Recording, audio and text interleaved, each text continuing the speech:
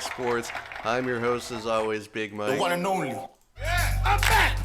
For this especially joyous episode, because on Sunday night, at around 11 o'clock, we were all left to think, what makes this night different from all other nights? Except it was not Passover, it was the Lions' first playoff victory in just over 30 years, first playoff victory at Ford Field, and it was a game for the ages, the stuff of legend, truly a game of biblical proportions. I guess in this case, Dan Campbell's kind of like Moses, and Jared Goff is like Joshua. But the walls of Jericho definitely fell down as the Lions were able to get the 24-23 victory over the Rams at home.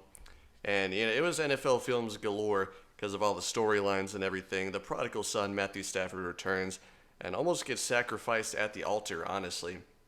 I mean, there's that one play, I believe it was the fourth quarter, where the Rams were driving, and he tries to get this pass to Puka, and Stafford takes a hit from Hutchinson at first, and then a little incidental contact, I guess you could say, from Lee McNeil. Anyway, kind of a high hit, and Stafford goes to the ground and hits his head on the turf. Pretty nasty fall, and for a little bit on the replay, it looked like he was out for a second as his eyes kind of rolled back into his head, let alone the little chunk that came out of his right hand. I don't know if he hit it on a player's helmet or what, but yeah, Stafford had to come out of the game at that point and go into the blue medical tent, and Carson Wentz was warming up, and I thought that Stafford was toast at that point. Like, it was not looking good, but he went into the tent and then, came out a little while later as if nothing happened, and he was good for the Rams' next drive. So, that's just the kind of toughness that we came to expect from Stafford after all those years. Who knows how much longer he'll keep doing it. I mean, he should probably be done at this point, but that's up to him, I guess. But history definitely made in this game as both quarterbacks went over 10 yards per passing attempt. And, they both just played lights out. Goff hit 10 straight passes to start the game, and Stafford wasn't very far off from that either. And then also it was the first playoff game since that 1957 NFL Championship that the Lions won, where 3 rookies scored a touchdown. Just one of a few 1957 championship parallels that the NBC broadcast brought up at halftime, which was just another indicator, one of those things that gave you a good feeling that the Lions would end up winning that game. The Lions got the ball first and scored a touchdown, which nearly ensured their victory. I mean, that's kind of one of their recipes for success, is to get the ball and score on the opening drive. That way they can play with the lead comfortably and not have to play from behind, because that was a problem in a few of their losses over the course of the season, where the other team would get the ball first and then they would score the opening touchdown. And then, the Lions would have to play from behind from there, which they never really seemed to be able to do as well, especially at the very beginning of the game. So, good start for the Lions there. I mean, Montgomery, from the first play of the game, gashing the Rams defense for, 10 yards a pop, looking pretty good, looking at, full blast. The guys were juiced up for this one. The offense came out swinging, and even the defense a little bit.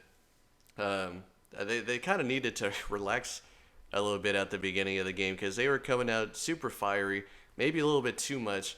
Kirby Joseph, I think it was the first Rams drive, he was pulling guys off of the pile and got a penalty for that, which was the first of a few penalties for the Lions defense there, and the first of a couple pretty dicey plays maybe from Kirby Joseph, but we'll get to all that in just a second. But first, if you're listening, go and leave a little comment to say, what this Lions win meant for you.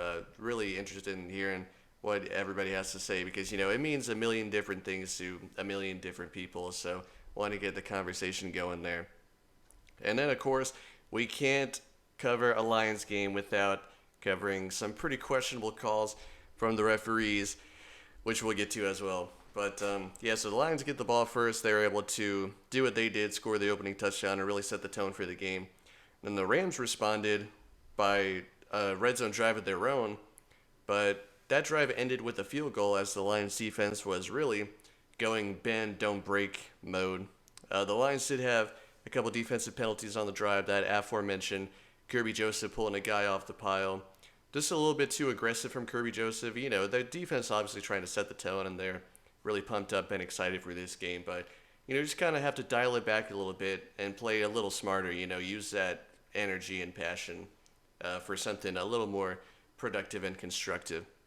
And then also there's a little pass interference on Brian Branch on that drive too. So, the defense really just needed to settle in. I think they were playing with a lot of nerves, a lot of emotion. But when it mattered in the red zone there, they held the Rams to a 24-yard field goal, which kind of set how the game was going to be in total, with the Lions coming out and scoring the touchdown, then the Rams kicking a field goal. It kind of showed you how the game was going to go, where the Lions were going to stop the Rams just enough to keep them out of the end zone. And then after that, it was just touchdown, touchdown, touchdown for a little while. Ironically, the Rams scored all their touchdowns outside of the red zone on some big plays that were given up by the Lions secondary. Now, I'm not going to be too critical of the Lions secondary there. I mean, of course, they gave up a few big plays. Cam Sutton getting burned off the line once again. I don't know what the issue is because, the past maybe 4 or 5 weeks of the season or so, the guy would get burned on at least a play or two over the course of the game, and at worst it would, result in a long touchdown for the opposing team's star receiver when he had been playing pretty well previously over the course of the season. It's just kind of weird because on those plays he seems like kind of distracted right before the snap, and then the opposing receiver, just blows by him. So I don't know what Cam Sutton's deal is, but hopefully he'll be able to tighten that up a little bit as they go against Mike Evans and the Bucs next week. And also Kendall Vildor, the cornerback too for the Lions, who just kind of came up out of necessity. I think they pulled him off the waiver wire at some point. He went to Georgia Southern, and it's weird because I kind of saw him play when he played against App State without realizing it. So kind of a funny little connection there. But anyway, Vildor is there in position to make a play, but just isn't able to get a hand on the ball. It's kind of odd. I mean, to be in position like that and then not be, just be inches away. It is a game of inches.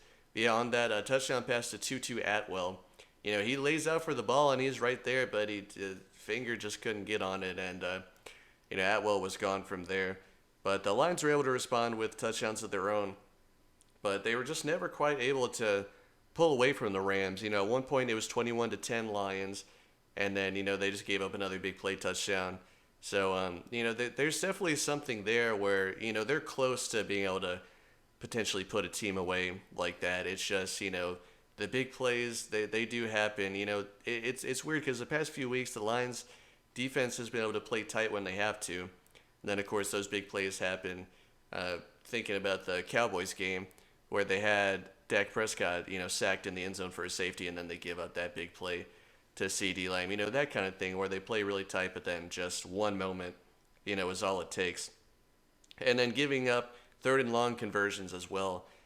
I mean, on that one play where it was like 3rd and 14, and the Rams got the first down on a pass just past the sticks, and Aaron Glenn gave his guys a lot of trouble for that one. He was really mad. It's definitely not Glenn's fault with the defense. I don't think I haven't been a Glenn hater. I've been a little bit more of a Glenn defender because, the players just, I don't know. The 3rd and long, the Lions have been giving them up more than they should. I saw it coming on that 3rd and 14, definitely. But, so the defense definitely still has some work to do. I mean, giving up the big plays and everything. But in the second half, it was a lot better looking. They definitely tightened up in the second half because while it was 21-17 at halftime, the scoring in the second half was only 6-3, as it got a lot tougher. Both these teams played with a lot of intensity over the course of the game from the very beginning. But in the second half is when, it just starts to mean more. You really need to start digging in. And Dan Campbell talked about that. He said coming right out of halftime that they really had to get a defensive stop and really start to dictate things on defense. And in the first possession that the Rams got, which was a very important possession for them, it gave them the chance to go up, 24-21, and kind of take control of the game. But the Lions defense never really allowed them to take control of the game. I think there's also a little point in time at the end of the first half where the Rams could have possibly taken control of the game as well, but the Lions, never really allowed them to do so. And then once the Rams started to get into the red zone again a little bit, you could hear the hits. They were really intense. The clashing of the guys coming together. You could really feel the intensity of everything. And yeah, the Lions kept allowing them to get to the red zone, but then once they got there, the Rams kept having to settle for field goals, and that was kind of the story of the game, and that was what allowed the Lions to win this one. And honestly, that could help them win more games down the line as well. If they could just keep the other team out of the end zone when they get to the red zone, keep them, kicking field goals. Then if you can limit those big plays that you give up for a touchdown, that's the recipe for a Super Bowl run. So we'll see how the defense responds in this next upcoming game. But huge shout out to the Money Badger, Michael Badgley, as he nailed a crucial, and I cannot, underline this enough, crucial 54-yard field goal to give the Lions the 24 points that they needed to end up winning this one. If he misses that one, or if if Dan Campbell doesn't trust him enough to kick it and they end up going for it and they don't make it, that's a loss. So it's not out of the question to say that Badgley won the game for them with that 54-yard field goal. Not entirely out of his range. I think they said his career long was like 59, but not the best kicker from 50 plus. 48, 49 is kind of the limit that where you feel comfortable with Badgley. But props to him, he absolutely nailed it. And then, like we're saying, the Rams kept getting close. The Detroit defense kept denying them the end zone. And then this was the part that had me worried, was in the second half, after kicking that field goal, which happened, relatively early in the third quarter, the Lions offense didn't score again.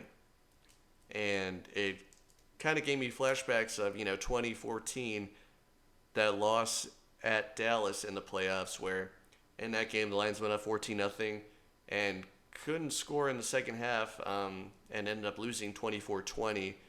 And then in this game against the Rams, the Lions come out to a 14-3 lead.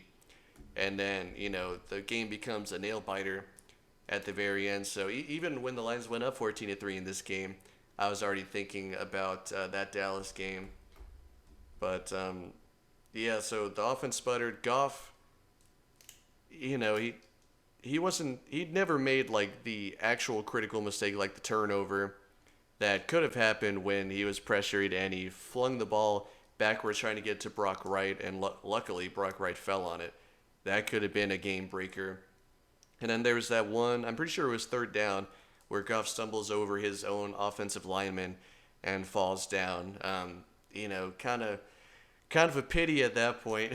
I mean, it was just kind of like, come on, man, what are you doing? You can't, recover from that stumble like a pro athlete. But to be fair, Stafford fell down on one of the drives earlier in the game, kind of unpressured, and was touched down by Hutchinson. Those 2 sacks by Hutchinson were funny because it was both just Stafford falling over and Hutchinson being the one to touch him. But we did say in the previous episode that Hutchinson needed to get 2 or 3 sacks for them to be able to win this one. And technically he did. So shout out to Hutchinson for that one. But yeah, the Lions offense definitely needs to be able to perform a little bit better in the second half. I mean, even earlier in the season, the third quarter was a problem for the Lions offense. The run game just wasn't there anymore in the second half for the longest time. The Rams defense really keyed in on that. And then they were able to pressure Goff as well. I mean, it got to the point where the Lions were running the ball the first 2 plays of the possession and only getting 4 yards, and that put them in a 3rd and 6. So the Rams defense was really able to pressure Goff, and you gotta mix in, like, maybe a little play action there on first or second down, to keep them guessing. That's one of the issues that I think I have with Ben Johnson the most in some of these big games, is he tries to lean on the run a little bit too much. I understand that it's the strength of the team, but when the opposing team is, really getting the run in their heads, you got to take advantage of that and try and run a little play action or something. I know that you want to possess the ball and everything, but, you got to switch it up and keep the other team guessing. And then, of course, with the offense not playing very well and giving the Rams chances to win, the Rams didn't know what to do with it either. I mean, they had to go for the field goal and everything. That last field goal to make it 24-23, and then the Lions go 3 and out. I thought, uh-oh, this game's over. The Rams are about to take advantage. But then the Rams went on a little bit of a drive, which did it end with that Kirby Joseph hit on Higbee? Oh, that was nasty, wasn't it? Oh, that was a brutal hit. Kirby Joseph really needs to be careful with some of these hits because, first of all, it wasn't the first time he's done a low hit like that. He ended Hawkinson's season with a similar hit, and then in that same game, he tried to take Justin Jefferson out of the game as well with a big hit. You definitely don't want to get a reputation that intense of, being accused of being a dirty player because the offense is going to remember that and try and take you out. I mean, we all remember Vontaze Burfict and that hit he did on Antonio Brown. Infamous. One of the most infamous hits in NFL history. And then in a future game, Juju Smith-Schuster headhunted Burfict. And it definitely changed the trajectory of Burfict's career there. So, you definitely want to be careful if you're Kirby Joseph. I mean, I understand the theory behind it. You want to hit him low because if you hit him high, it would be a flag. And plus, Higbee's a pretty big guy anyway. You want to be able to bring him down whenever possible. But, you could hit him at the waist and not put your hat right on his knee and exploded the poor man's knee on live television. But, it's not that big of a deal, I guess. Just, some of those guys kind of need to reel it in a little bit and play a little bit smarter. But, they're young and they're playing in their first playoff game. So, you can't be too upset. But what you can be upset with is McVay's, you could say conservative, but I'm just going to go ahead and say cowardly. That last punt on the line's like 44-yard line, that was atrocious. It's 4th and 14.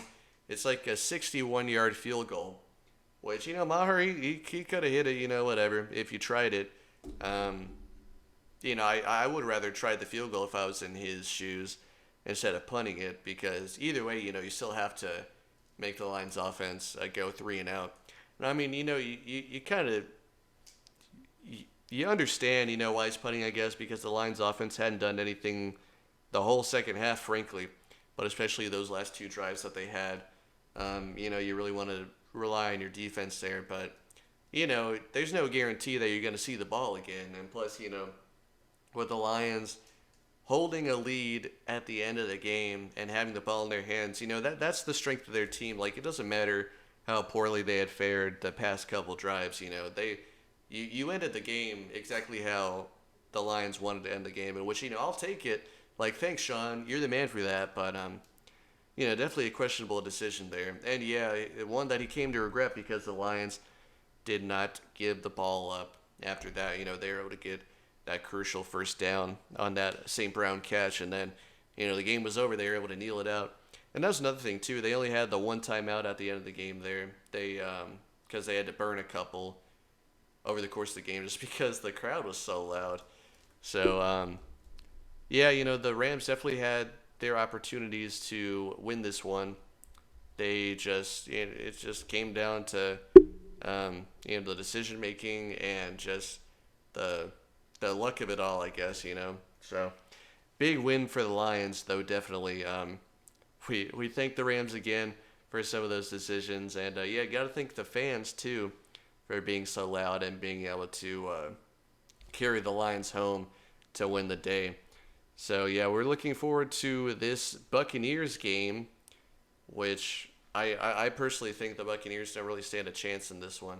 But we'll get to that in just a second. What's up, boss? You believe now? Of all the hold on. Oh, no.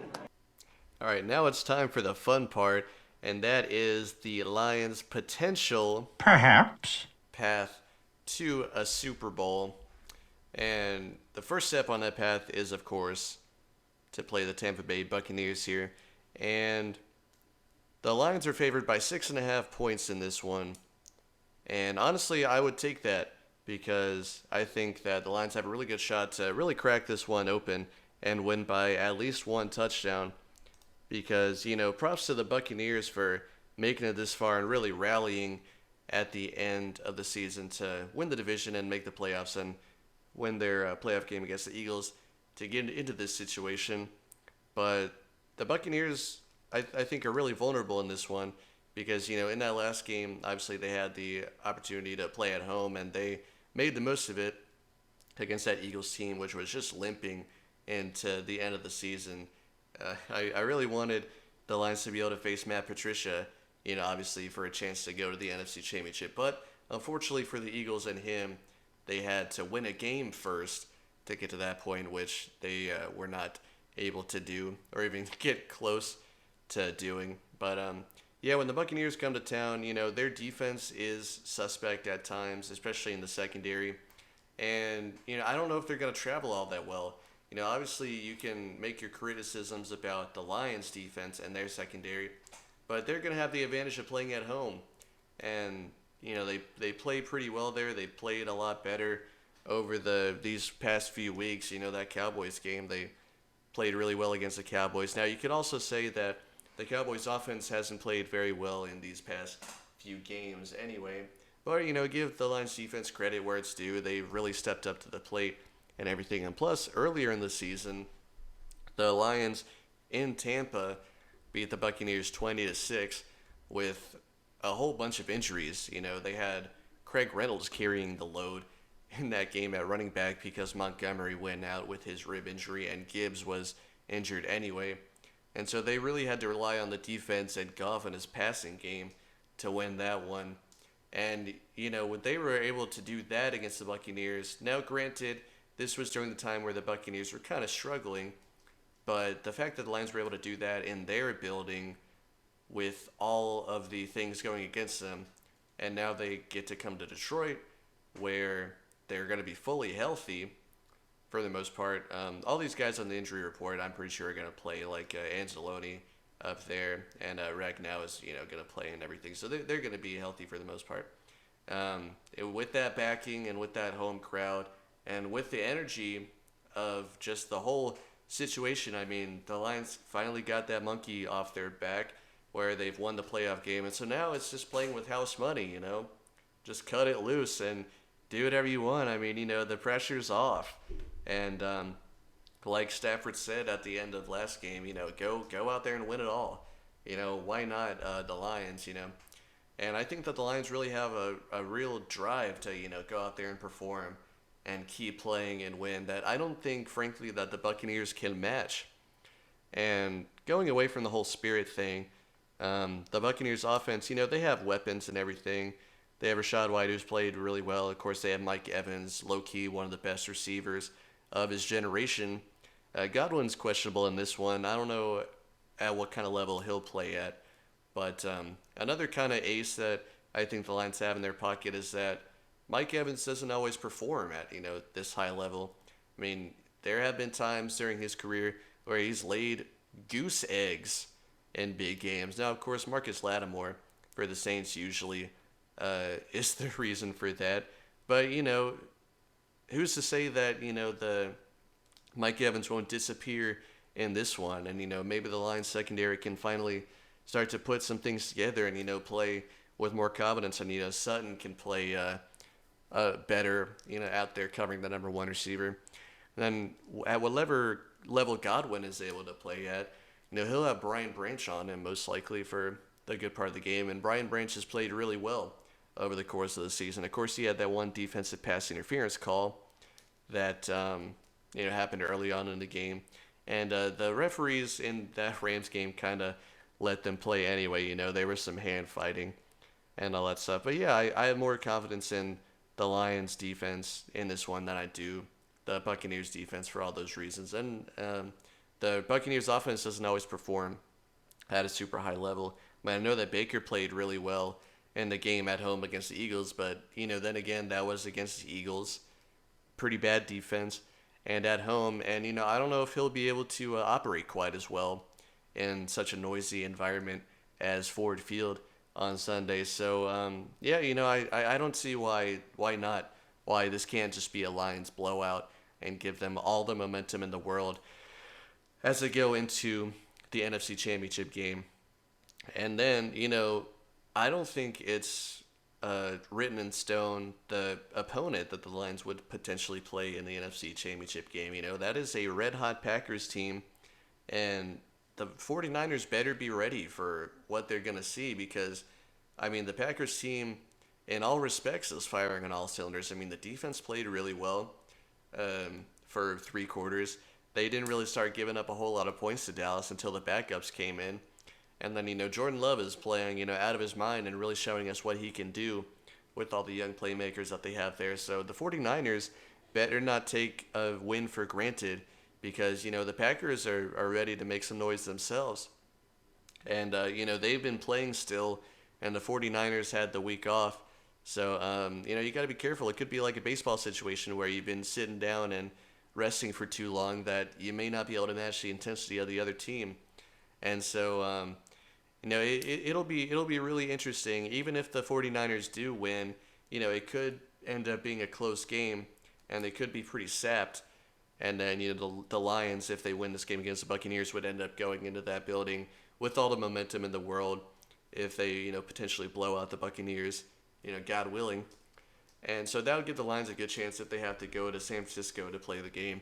But then if the Packers end up taking care of it before the Lions even have a say in it and beat the 49ers, in that case, the path to the Super Bowl will end up running through Detroit. And of course, on Thanksgiving, the Packers came out and beat the Lions at home in Detroit with the whole world watching.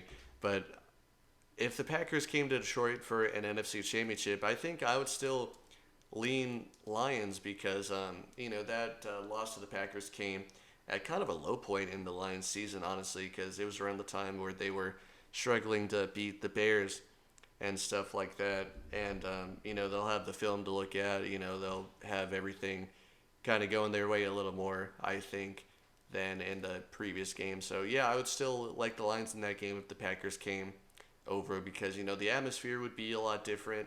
The Lions would have a lot of momentum. Of course, the Packers would too.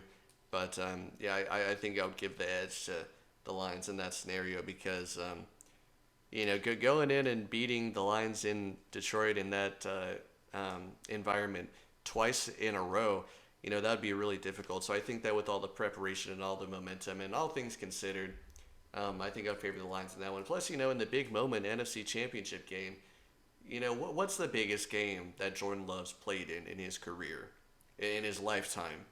It's probably that game against the Cowboys and this game against the 49ers. So, at some point he's going to end up making a mistake.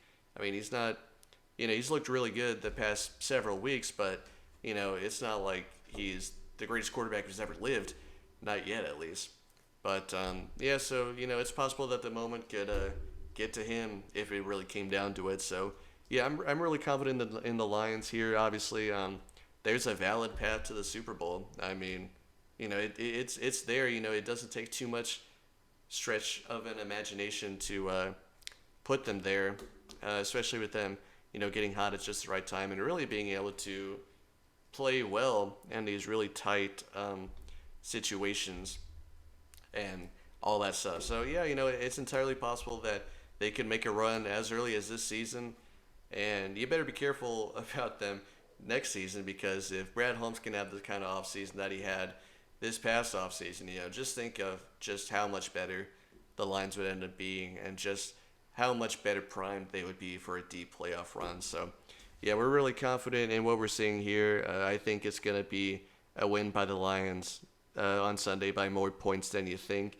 And, we'll just leave it at that. We'll enjoy watching the game for sure and seeing if the Lions can pull it out. Bob Dylan.